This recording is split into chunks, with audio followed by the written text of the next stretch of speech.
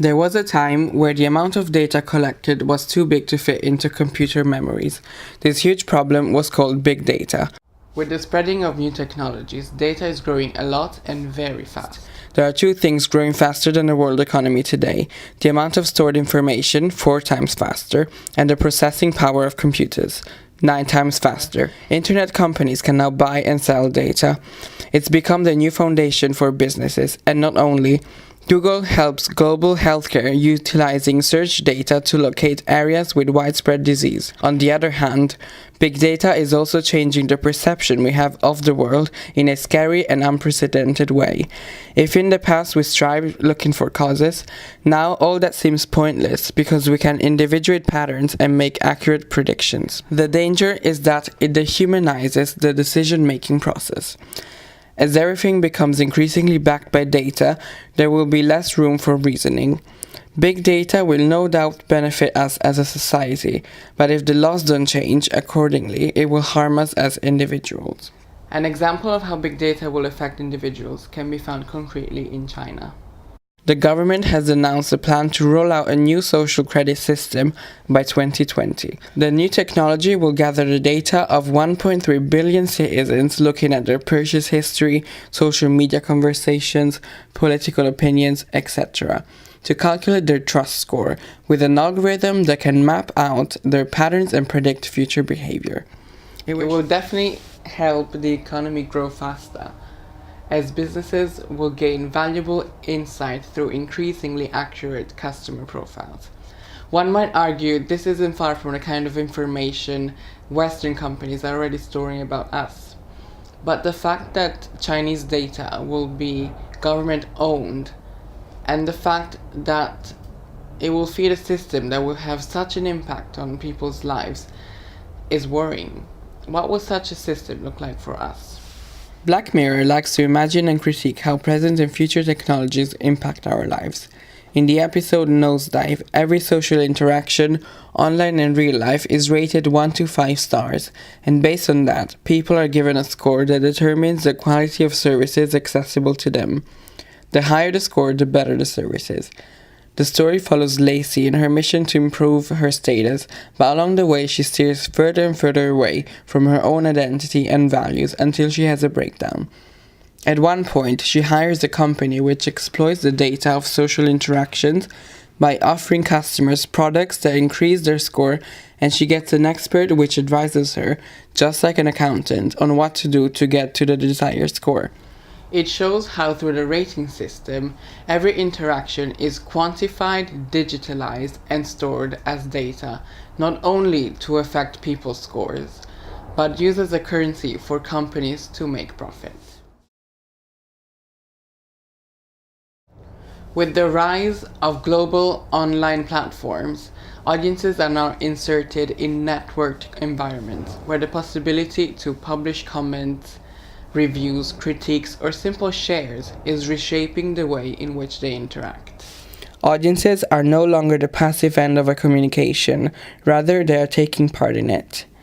Even the more inactive members contribute to the community by enlarging and promoting it on social platforms. New possibilities arise for companies as they shift the way in which they see their customers and measure audience participation. Acknowledging them as passionate, emotional publics and taking on their battles, rather than just exploiting them as an aggregation of data, allows for more meaningful collaboration between both parties. Thanks to the innovations of the new internet, today, media industries and brands can be closer than ever to their audiences and engage with them not as peers, but as peers. Google is a company which is leading by example. It might be a tech supergiant, but their communication is friendly and approachable. Their philosophy really shines through on their YouTube channel. The video Standing with Immigrants, The Original Dreamers, speaks about the struggles and motivations of undocumented immigrants into the US, lending them the voice of one of the planet's most powerful brands. They didn't start, but joined the conversation about illegal immigration and declared where they stand on this issue, engaging with a public which shares the same values as these immigrants and showing how meaningful collaboration can be. The comment responses to the video started passionate discussions, with one user picking up the message and calling himself a dreamer instead of an immigrant. On a rainy day in Newcastle, a puddle formed in the middle of a footpath just opposite the offices of marketing agency Drummond Central, which found great amusement in watching the various ways in which people tried to avoid the water. They started a live stream to keep up with it while in meetings, and by the end of the day it had grabbed national attention. While this example is nowhere near as meaningful as Google's, given that the agency didn't intend to attract anyone, it explains how different today's audiences are on social platforms. The possibility to comment, share, and create hashtags were vital to the live stream's success. It shows how a company could reach millions through social media, harnessing the power that these new shifts have given to an audience of only viewers.